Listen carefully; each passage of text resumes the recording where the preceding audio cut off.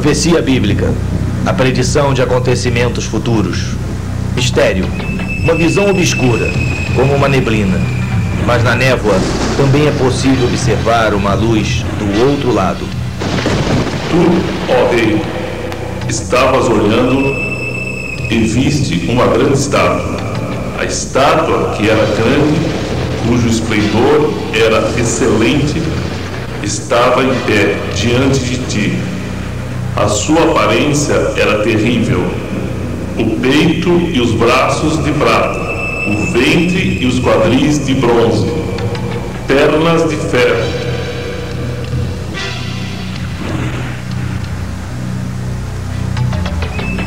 Estavas vendo isto quando uma pedra foi cortada sem auxílio de mãos.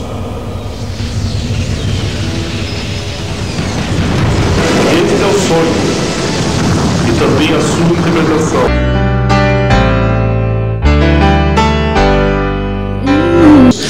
Queremos cumprimentar todos os irmãos da congregação Ágape com a paz de nosso Senhor e Salvador Jesus Cristo.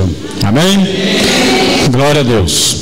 Também queremos cumprimentar a todos os telespectadores da TV Cidade Esperança com a paz de nosso Senhor e Salvador Jesus Cristo. Hoje estamos gravando mais um programa da Escola Bíblica Dominical. E desta feita, estamos aqui na congregação Ágape, cujo pastor é o pastor Vicente, que é o nosso diretor-geral também do Departamento Jovens e Adultos. Aqui na congregação Ágape nós temos também o diretor da Escola Bíblica Dominical, que é o irmão John Webert. E a diretora do Departamento Infantil, que é a esposa do pastor Vicente, a irmã Helenuse.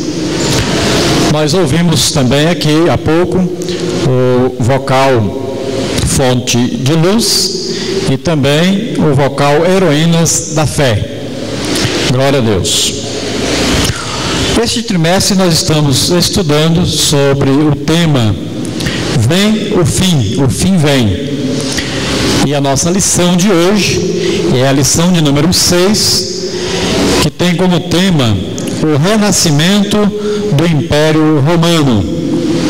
E esse renascimento do Império Romano, nós vamos ver que é na nossa época, nos nossos dias.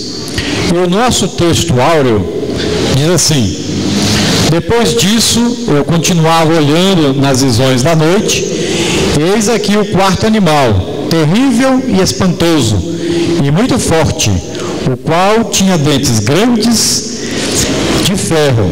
Ele devorava e fazia em pedaços e pisava aos pés o que sobejava. Era diferente de todos os animais que apareceram antes dele e tinha 10 pontas. Está escrito no livro de Daniel, capítulo de número 7, versículo 7. A verdade prática diz assim: o novo Império Romano já é uma realidade. É através dele que o espírito do anticristo está implantando a sua plataforma de governo. Leitura bíblica feita com o pastor Vicente, que é também o nosso diretor do Departamento de Jovens e Adultos, da diretoria geral. Versículo 7. Depois disto, continuei olhando nas visões da noite e vi o quarto animal terrível e espantoso, e muito forte, o qual tinha dentes grandes de ferro. Ele devorava e fazia em pedaços, e pisava aos pés o que sobrava. Era diferente de todos os animais que apareceram antes dele, e tinha 10 chifres. Estando eu observando os chifres, vi que entre eles subiu outro chifre pequeno, e 3 dos primeiros chifres foram arrancados diante dele. Neste chifre havia olhos como olhos de homem, e uma boca que falava com vanglória. Eu continuei olhando, até que foram postos os tronos, e um ancião de dia se assentou. A sua veste era branca como a neve, e o cabelo da sua cabeça como a lã puríssima. O seu trono era de chamas de fogo, com rodas de fogo ardente. Um rio de fogo manava e saía de diante dele. Milhares de milhares o serviam, e milhões de milhões estavam diante dele. Assentou-se o tribunal, e abriram-se os livros. Então estive olhando, por causa da voz das grandes palavras que provinha do chifre. Estive olhando até que o animal foi morto, e o seu corpo desfeito e entregue para ser queimado pelo fogo. Quanto aos outros animais, foi-lhes tirado o domínio, mas foi-lhes dado prolongação de vida, até certo espaço de tempo. Versículo 13. Então eu estava olhando nas minhas visões da noite, e vi que vinha nas nuvens do céu como filho do homem. Ele se dirigiu ao ancião de dia, e o fizeram chegar até ele. Foi-lhe dado o domínio, a honra e o reino. Todos os povos, nações e línguas o adoravam. O seu domínio é um domínio eterno, que não passará, e o seu reino, o único que não será destruído. Então nós vamos estudar hoje sobre um tema bastante importante para nós. Nós assistimos esta semana pelos jornais um evento que aconteceu na cidade de Roma, no dia 29 do mês passado, 29 de outubro. Ali ocorreu uma reunião do Mercado Comum Europeu, ou da União Europeia, onde foi resolvido que a União Europeia terá uma mesma ideia de leis em todo o território europeu.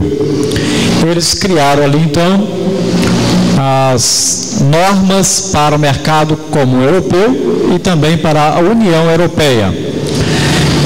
Isso, o que tem a ver conosco? O que tem a ver com a igreja? Está previsto pela palavra de Deus a volta do Império Romano. Nós vimos através da revelação dada através de uma estátua que nós temos aqui atrás de nós, esse plano divino através dos séculos fala sobre isso.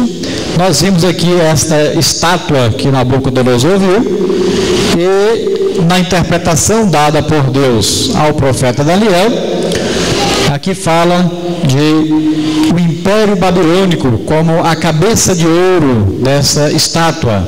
Está lá em Daniel capítulo 2. Depois nós vimos aqui a parte do peito da estátua, que ela é feita de prata e ela tem como significado o Império Medo-Persa. E depois nós vimos aqui na cintura, que está com o material cobre e que significa o Império Grego. Depois nós temos aqui nas pernas uma parte de ferro, que significa o Império Romano, dividido em 364 a.C. E nós vamos ver que este império, ele continua para frente com os pés e dedos de ferro misturado com barro.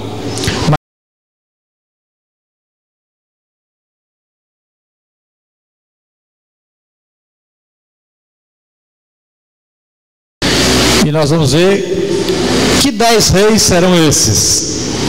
E aqui então fala da metade da 70ª semana de Daniel, onde esses reis estarão governando, e depois nós vamos ver na outra metade, que muda novamente, e no final da grande tribulação, nós vamos ver que uma pedra, que é lá na revelação Daniel diz que uma pedra cortada, sem auxílio de mãos, ela é lançada e ela cai nos pés dessa imagem, e essa imagem é feita em pó. Ou seja, esses reinados todos são destruídos para dar lugar a um novo reinado, que é o reino do próprio Cristo, o reino dessa pedra, que é o reino milenar de Cristo. Jesus Cristo estará governando a terra, então, durante 1000 anos. Uma pedra sobrenatural. Não é apenas uma pedra material, mas uma pedra cortada sem auxílio de mãos, é uma pedra sobrenatural. E nós vamos ver que ainda existe esse reino espiritual em nosso meio, que o reino babilônico tem como principal significado a Torre de Babel. O que é Torre de Babel? Olha, o nome Babilônia veio exatamente do Torre de Babel. Aquela Torre de Babel, ela tem um significado espiritual de uma revolta contra Deus, do homem querer ser superior a Deus. A astrologia babilônica, que é forte no mundo hoje, a astrologia, muita gente consultando astros para poder viver na Terra. Depois nós vamos ver a ética medo-persa. Aí a ética medo-persa vem os ensinamentos da Média e da Pérsia sobre principalmente a cultura deles, que passou de geração em geração. E nós vamos ver através da arte e filosofia gregas. Então o Império Grego age no mundo de hoje através das artes e filosofias. O Império também, o Império Romano, continua a mesma aplicação dos estados ali, aos estados nacionalistas modernos. Todos são parte do mesmo sistema mundial. Como é que Roma sempre governou? Através dos seus exércitos, que invadiam os países e governavam os países. Será que nós temos base para dizer que o Império Romano está renascendo? Talvez nós vamos olhar assim, não, nós estamos vendo aí os americanos, que é cada vez mais forte. Mas, se nós olharmos para a Europa, nós vamos pensar diferente. A Europa, depois da guerra, era completamente destruída, pobre, uma situação triste. E o que aconteceu de lá para cá? Através da ajuda dos países que não eram da Europa, eles começaram a crescer, foram se desenvolvendo. E hoje estão unidos em um bloco onde suas leis só valem para eles, a sua cultura só vale para eles, o seu dinheiro só vale para eles. Tudo está reunido ali naquele bloco chamado União Europeia, como preparação. Por quê? Na Europa que está a cidade de Roma. Na Europa é que está a religião que mais provavelmente dominará toda a face da terra no futuro. O anticristo, pelo que nós vemos na Bíblia, através das revelações do apóstolo Paulo, em 1 Tessalonicenses, a igreja vai saber quem é o anticristo. Só que a igreja não vai passar pelo governo do anticristo, porque a palavra de Deus diz que nós somos a noiva de Cristo. E qual é o noivo que quer que a sua noiva passe pela grande tribulação? Qual é o noivo que quer que a sua noiva sofra? É por isso, então, que lá em Apocalipse diz, então, que nós seremos tirados antes da grande tribulação. Nós não vamos passar por essa grande tribulação. Deus nos livrará da hora da tentação que virá sobre o mundo. Aleluia.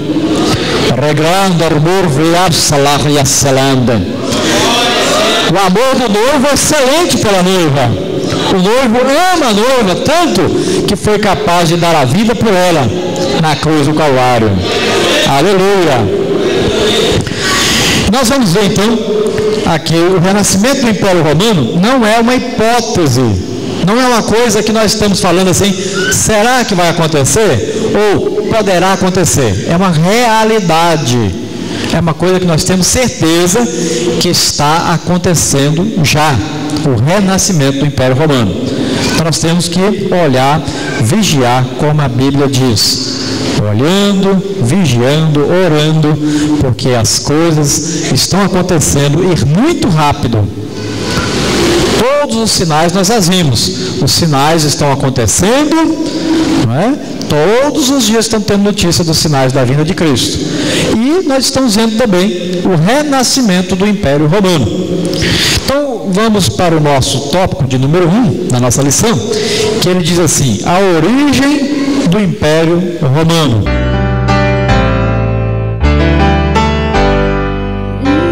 vamos para o nosso tópico de número 1 da nossa lição, que ele diz assim: a origem do Império Romano. Então, na origem do Império Romano, nós vamos ver um pouco de história. Como é que surgiu Roma? Então, o mito da fundação de Roma. Diz a lenda que Roma foi fundada no ano 753 a.C. por Rômulo e Remo, filhos gêmeos do deus Marte e da mortal Réa Sílvia. Ao nascer, os dois irmãos foram abandonados junto ao rio Tibre e salvos por uma loba, que os amamentou e os protegeu. Por fim, um pastor os recolheu e lhes deu os nomes de Rômulo e Remo. Depois de matar Remo numa discussão, Rômulo deu seu nome à cidade, então chamando a cidade de Roma. Bom, essa é a história que se conhece lá, mas a história verdadeira, por sua vez, nos diz que algumas tribos de origem sabina e latina estabeleceram ali um povoado no monte chamado Capitólio, ou Capitolino, junto ao rio Tibre. A monarquia, como é que surgiu? Num período lendário, Roma foi governada por 7 reis que tinham poder absoluto. O Senado, formado por chefes de família, os aconselhava. E por volta de 575 a.C., os reis etruscos dominaram Roma e influenciaram decisivamente o início da civilização romana. Ditaram leis prudentes em favor do artesanato e do comércio, com os quais Roma adquiriu grande importância. Aos poucos, porém, esses reis deram lugar a outros monarcas violentos, tirânicos, que desprezavam as opiniões do Senado. Mais um pouquinho da história, nós conhecemos o Império Romano através ali do seu exército. Como é que era o exército? O Império Romano dependia de um exército forte e bem organizado, que realizava as campanhas de expansão e defendia as fronteiras. Os legionários eram a base do exército romano, a maioria deles eram voluntários. Para entrar no exército era imprescindível ser cidadão romano. O exército estruturava-se em legiões de 6.000 soldados, cada uma dividida em 10 cortes. Como é que o Império Romano conseguiu então dominar o mundo daquela época? Através de uma coisa chamada gladium. O que é gladium? Uma coisa simples que todos os irmãos conhecem, mas não sabia que chamava gladium. Gladium é uma espada pequenininha em forma de cruz, né? Aquela espada que os romanos usam. Ninguém tinha espada para lutar naquela época. Lutava-se com lanças e flechas, espadas de madeira e tal. E os romanos então inventaram o gladium, que era aquela espada curta, e com elas eles venciam todos os exércitos inimigos.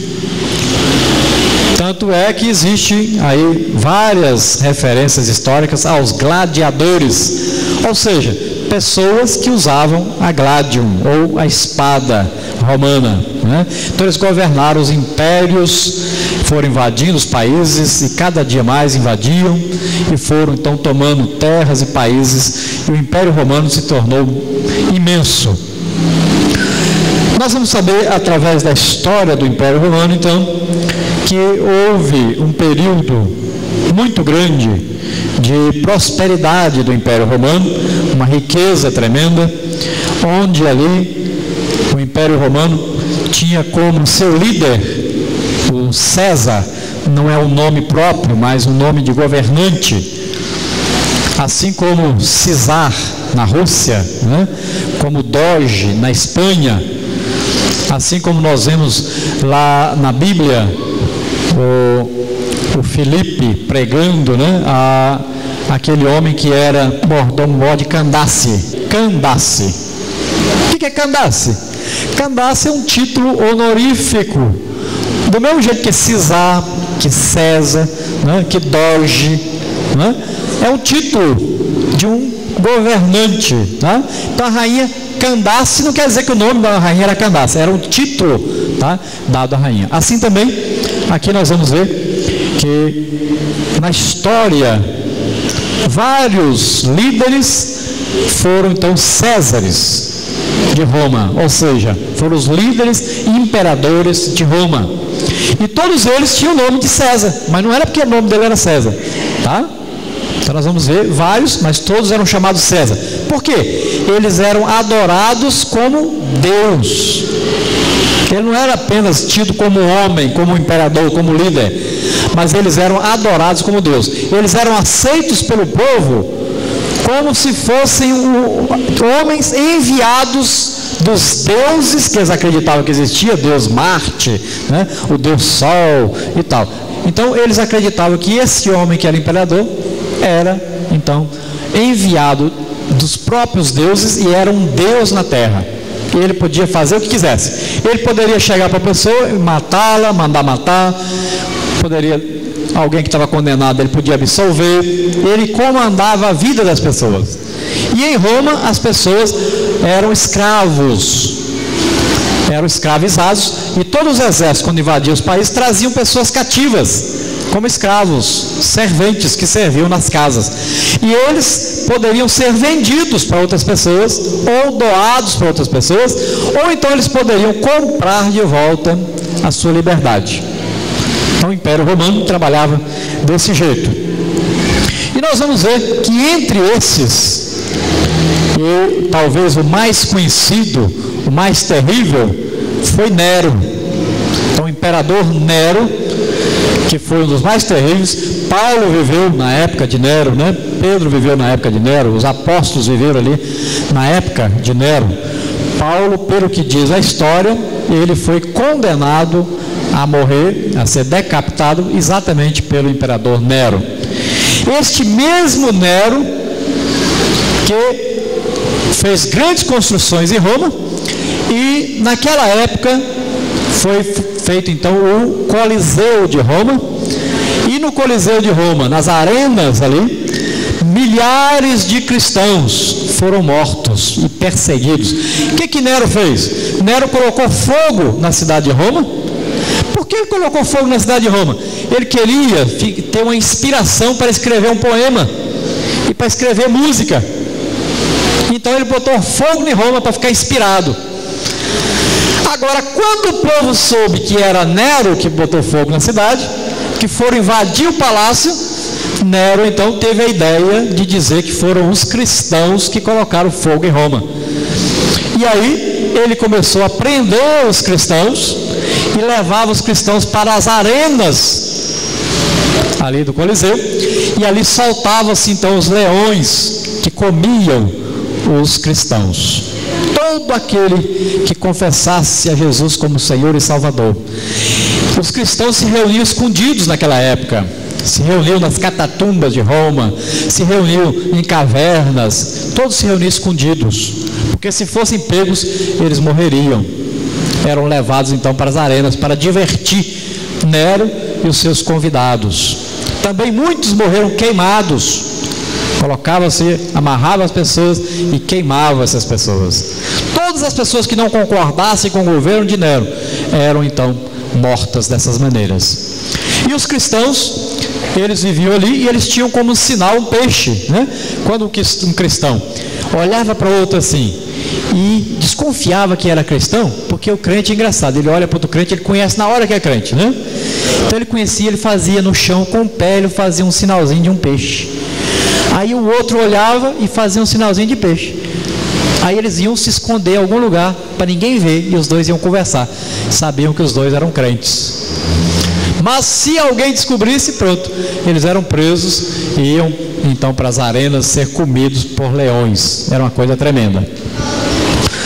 Bom, no Império comandado então por Nero, esses cristãos foram perseguidos e mortos. E nós vamos ver que Nero foi responsável então por um grande período em que a igreja teve uma das suas maiores perseguições. É claro que houveram outras perseguições do mesmo Império Romano contra a igreja. Pessoas que se dizem cristãos perseguindo cristãos. Vamos ver que o Império Romano então entrou em crise no século III, teve um grande declínio com as guerras foram guerreando até que não tinha mais quase lugar nenhum para guerrear. Então foi diminuindo, né? E ele então esgotou-se a principal fonte fornecedora de escravos. Já não tinha tanto lugar assim para se pegar escravos. Sobraram só os países muito fortes que eles não poderiam invadir, né? Mas eles chegaram a invadir também, não esquecendo que na época de Jesus quem governava Jerusalém, Israel, eram os romanos. E ali quem governava era Herodes, né? No tempo de Jesus. A União Europeia, ela tem como o principal objetivo dela é unir todos os países da Europa e formarem um bloco, né, um bloco poderoso. E esse bloco, então, todos comprarão uns dos outros, terão os mesmos líderes, as mesmas leis e poderão punir qualquer pessoa de qualquer país dentro desse bloco. E também todo o bloco, a intenção é ter uma mesma religião. Veja só, uma coisa tremenda, que quem não concordar com eles, então estará sujeito a ser preso, a ser morto até. São coisas que vão acontecer no futuro.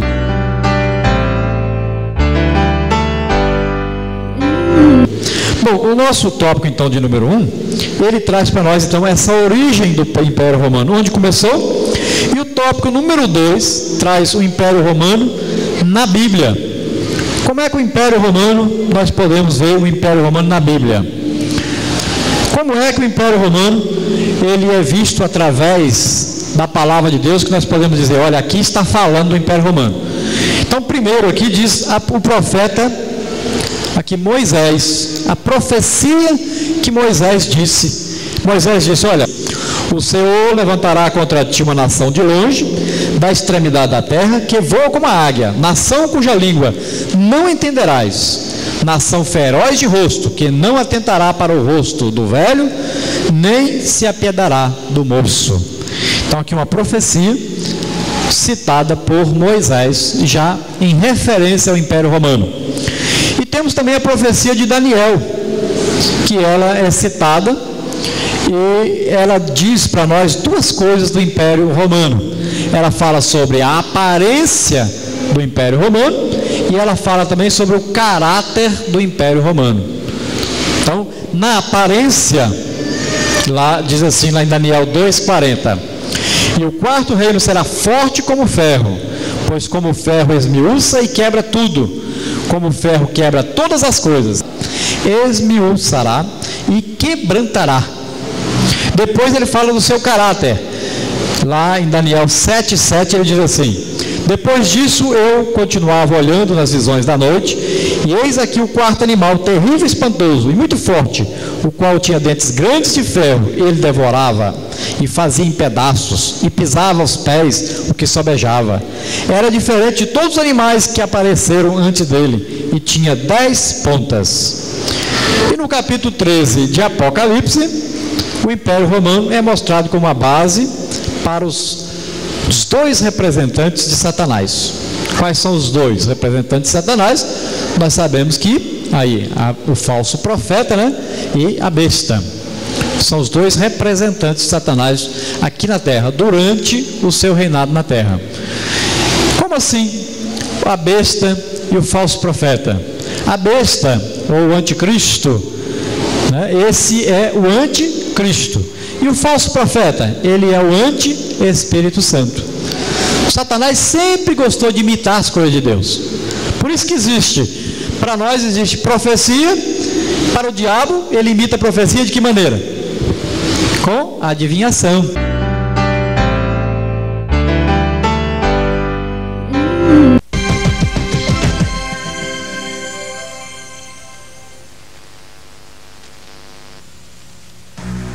Profecia bíblica, a predição de acontecimentos futuros. Mistério, uma visão obscura, como uma neblina, mas na névoa também é possível observar uma luz do outro lado. Tu, ó rei, estavas olhando e viste uma grande estátua. A estátua, que era grande, cujo esplendor era excelente, estava em pé diante de ti. A sua aparência era terrível, o peito e os braços de prata, o ventre e os quadris de bronze, pernas de ferro.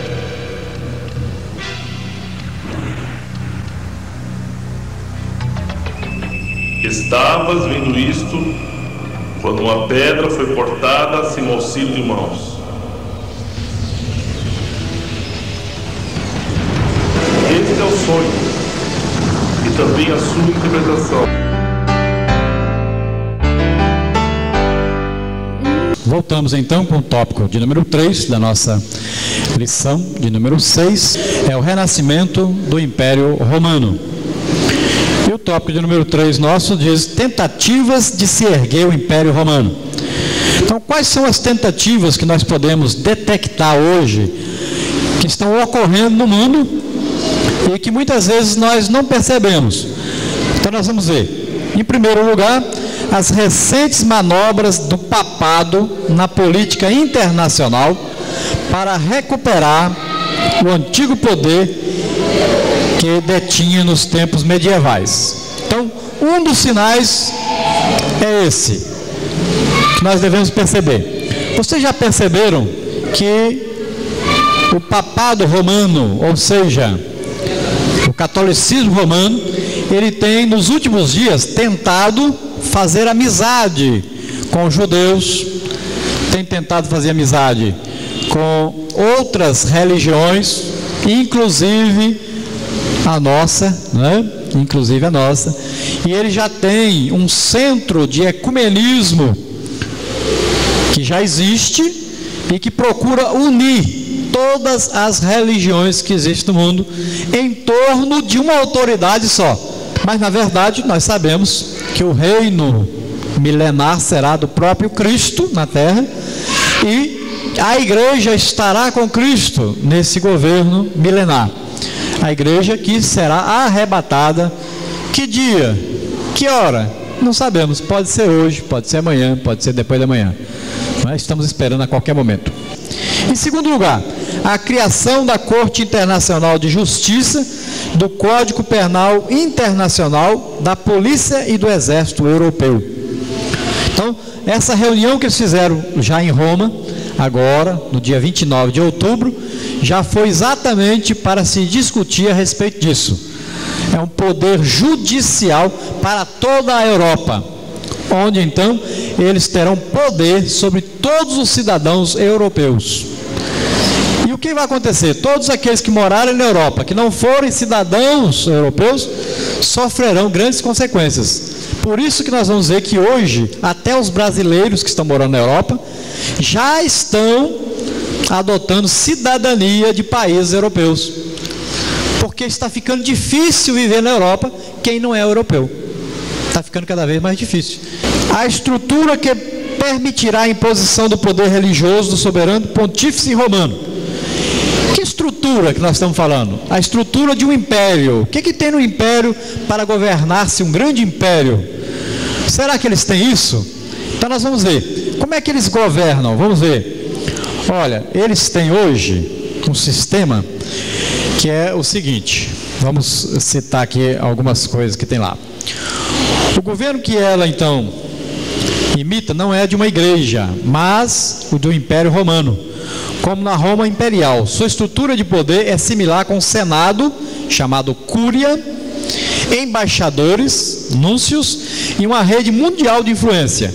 A hierarquia do catolicismo romano consiste do Papa, de cardeais, patriarcas, arcebispos primazes, arcebispos metropolitanos, arcebispos auxiliares, bispos diocesanos, bispos auxiliares, vigários episcopais, vigários apostológicos, prefeitos apostológicos, administradores apostológicos e vigários gerais. A maioria dos pastores e párocos da Igreja Católica lidam com os últimos na ordem regimental, os vigários gerais. Então veja bem que toda uma estrutura de um governo geral já está montada. Número 4. a ingenuidade da liderança evangélica que está sendo seduzida pelo canto da sereia do movimento ecumênico. E pessoas conhecidíssimas que escrevem livros e mais livros para os evangélicos, que são pessoas evangélicas, têm se unido a esse movimento ecumenista. Eles endossaram, assinaram um documento chamado Dom da Salvação, um documento que começa com a seguinte declaração. Olha só o documento que esses evangélicos assinaram. Começa logo assim: damos graças a Deus porque nos últimos anos muitos evangélicos e católicos têm sido capazes de expressar uma fé comum em Cristo e de reconhecer uns aos outros como irmãos e irmãs em Cristo, inclusive nós mesmos. Então esse é o documento que eles assinaram. Veja bem,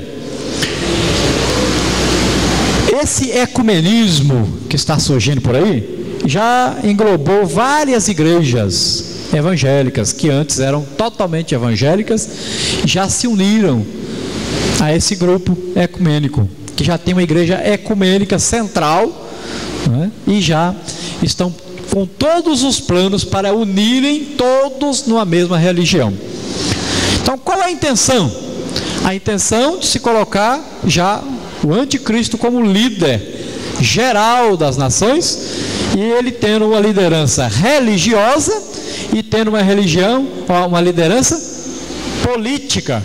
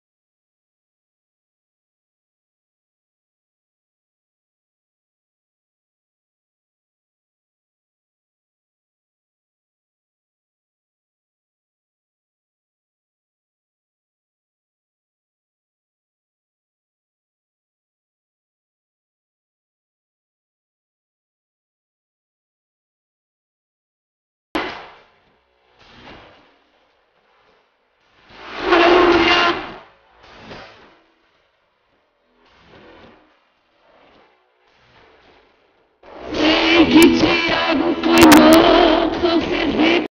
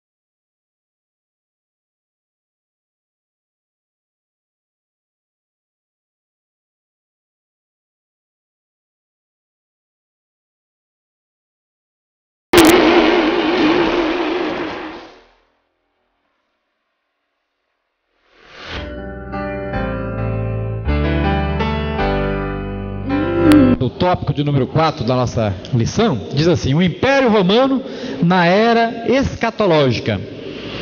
Então nós vamos ver o Império Romano, como ele age então, como ele age de maneira oculta no reino espiritual, já preparando o futuro, né? Vamos ver assim, que ninguém se engane, a era escatológica já chegou. É uma de suas maiores evidências, é o ressurgimento do Império Romano, que desta feita terá as seguintes características. Então vamos ver quais as características do Império Romano. Apesar das aparências, estará cronicamente dividido. Por que dividido? Nós vamos ver que a França não tolera de jeito nenhum a Grã-Bretanha, ou a Inglaterra, né? Já vamos ver que a Inglaterra não tolera lá a Espanha, e vai por aí afora. Um país não gosta do outro. Então é um Reino Unido? É, mas ao mesmo tempo dividido. Por isso que lá na estátua diz que vai ser um pouco de barro, um pouco de ferro, o Império Romano. Olha lá, é ferro, é bravo, é poderoso, é forte, mas o barro é fraco, né? Tem país ali que é muito rico, mas tem país também que é pobre. Então é uma aliança que eles estão fazendo entre partes desiguais, tá? E que não vão combinar entre si, não é? Então é um reino fraco. Depois, a formação administrativa do novo Império Romano. Cada região administrativa será composta por mais de um país. Então, cada região, então, não vai ser assim: cada país governa uma região. Não, será uma reunião de países governando uma região, depois outra reunião de países governando outra região, e assim vão formar os 10 reinos, não é? 10 partes da Europa, porque nós vimos que o animal que Daniel viu tinha 10 chifres, tá certo? Não são 10 países, mas 10 grupos de países que vão formar então o bloco que chama-se Mercado Comum Europeu, ou ali a União Europeia, tá certo? Então vamos ver o objetivo do novo Império Romano. Então, qual o objetivo desse novo Império Romano? O que eles estão tramando? Então eles estão tramando o quê? O domínio do anticristo, o governo do anticristo, que terá lugar quando? Durante a grande tribulação, tá? Então eles estão preparando para isso. Depois, número 4, a destruição do novo Império Romano. Então esse Império Romano que está se formando vai ser destruído? Vai ser destruído. Por quem? Pelo próprio Jesus Cristo. Por quê?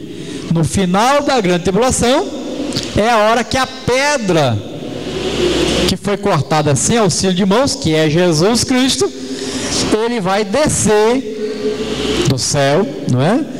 Bem devagarinho, e a Bíblia diz assim: todo olho verá. Como todo olho verá? Como é que pode? Será que vai aparecer um gigante? Não, as televisões do mundo inteiro estarão ali mostrando. Quando os exércitos estiverem em volta de Jerusalém, que vão matar todos os judeus que estão ali, perseguindo todos aqueles que querem Deus, aí eles vão começar a clamar. Está escrito na Bíblia que Deus vai derramar sobre eles um espírito de súplica, e eles vão começar a clamar: onde está o Messias? Onde está a promessa? E aí Jesus vai aparecer lá em cima e vai descendo devagarinho, devagarinho. É aí que todas as televisões do mundo que estarão acompanhando a guerra ali estarão focalizando Jesus. Então todo olho verá.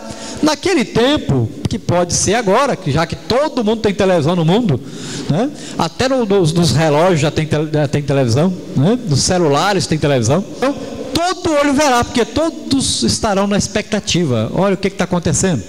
Todos vão ver Jesus descendo bem devagarinho, e ele vem e pisa no Monte das Oliveiras, onde o monte vai fender, não é? E vai começar uma grande batalha na terra, chamada Batalha de Armagedon, ali num vale perto de Jerusalém. E essa batalha então será tão grande que a Bíblia diz que o sangue das pessoas vai ser tanto sangue que vai subir até a altura dos freios dos cavalos. Imagine, a altura de sangue. Aquele vai virar um mar de sangue, de tanta gente que vai morrer ali. Agora, quem é que estará ali lutando e vencendo? Ali é Jesus, né?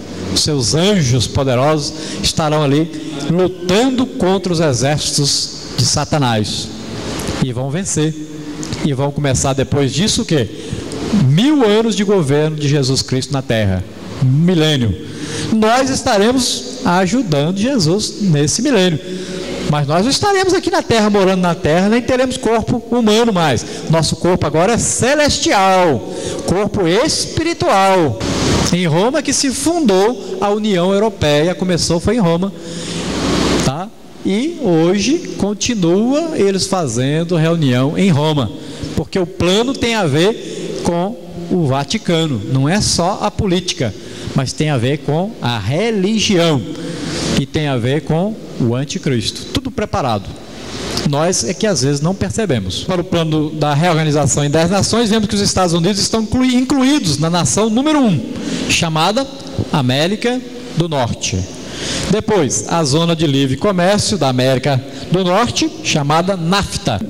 A nação número 3, o Japão. A nação número 5, a América Latina. E a nação 10, China. Já existem ou estão sendo formados. Um fato interessante é que a nação número 5 foi listada no livro publicado em 1972 como Europa Oriental. E número 7, Norte da África e Oriente Médio, estão sendo formadas atualmente. E as conversações de paz entre Israel e Síria já estão sendo organizadas também. Essas conversações estão mostrando grande progresso e provavelmente resultarão em uma temporária regionalização do Oriente Médio, conforme implantado no título como nação número 7. Finalmente, as nações 4, 8 e 9 são simplesmente países do terceiro mundo que não têm poder algum e farão aquilo que as Nações Unidas mandarem fazer. Então, a criação dessas nações poderá ocorrer de uma hora para outra por decisão da ONU. O mundo de acordo com o plano, então, das 10 nações. Nós vamos ver aqui representados essas 10 nações. E na organização econômica chamada Grupo dos 7, ou simplesmente G7, o grupo dos 7 países, né? Membros ali, do chamado G7, são sempre representados então pelos chefes de Estado, que se chamam as cabeças da organização. Então o G7 é formado pelos Estados Unidos, Canadá, Grã-Bretanha, França, Itália, Alemanha e Japão. Então nós vamos ver que está se formando os blocos. A Bíblia diz que vão haver 2 grandes blocos, o do norte e do sul. Tudo é preparação. Então nós temos que saber o seguinte, irmãos: pode acontecer a qualquer momento, que essas coisas são rápidas.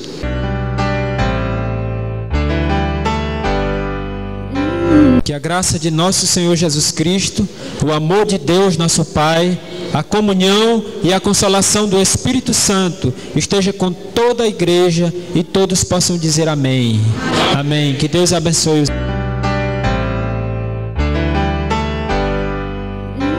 Esquina com Rua Alagoas.